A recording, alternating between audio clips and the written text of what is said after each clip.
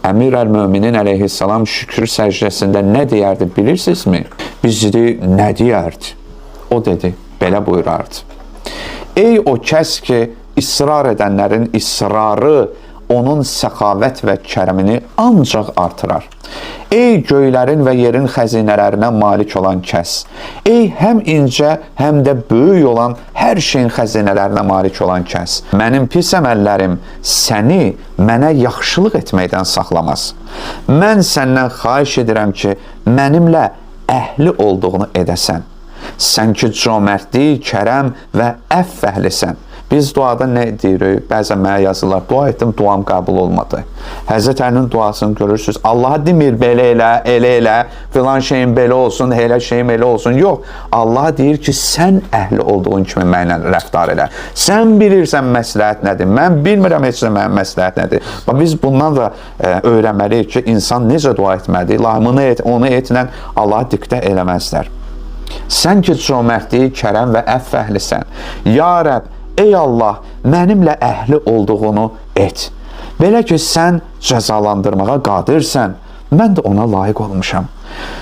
Ay Allah, bu neydi başıma gəldi, mənim nə günahım var idi, niyə mənə belə elədin? Yox, Həzrət Əli burada deyir ki, sən nə etsən, mənimlə necə rəftar etsən, mən ona layiqəm. Hətta mənə cəza versən belə mən ona layiqəm.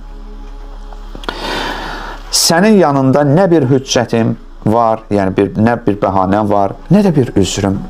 Günahlarımın hamısı ilə sənə tərəf qayıdıram və onları etiraf edirəm ki, məni əff edəsən. Sən onları məndən daha yaxşı bilirsən. Mən sənin yanına mürtəkib olduğum hər bir günahla, törətdiyim hər bir xəta ilə, yerinə yetirdiyim hər bir pisliyi ilə gəlmişəm. Bunu Həzrət Əli deyəndən sonra biz kimik? Adam özünə xətakar dedi, günahkar dedi, nə bilim nə dedi. Biz isə deyirik ki, mənim nə günahım var? Mənim günahım, günahsızlığımdır əslində. O insanlara deyirlər ki, mənim pis cəhətim bilirsiniz nədir? İnsanlara tez allanıram, mənə pislik edənə yaxşılıq edirəm, nə bilim çox safam.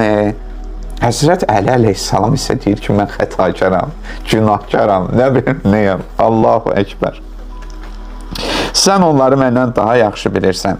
Mən sənin yanına mürtəkib olduğum hər bir günahla, törətdiyim hər bir xəta ilə, yerinə yetirdiyim hər bir pislik ilə gəlmişəm. Ya Rəbb, məni bağışla, rəhm et, mənim barədə bildiklərinin üstündən keç. Həqiqətən sən ən izzətli, yenilməz, ən alicənabsan.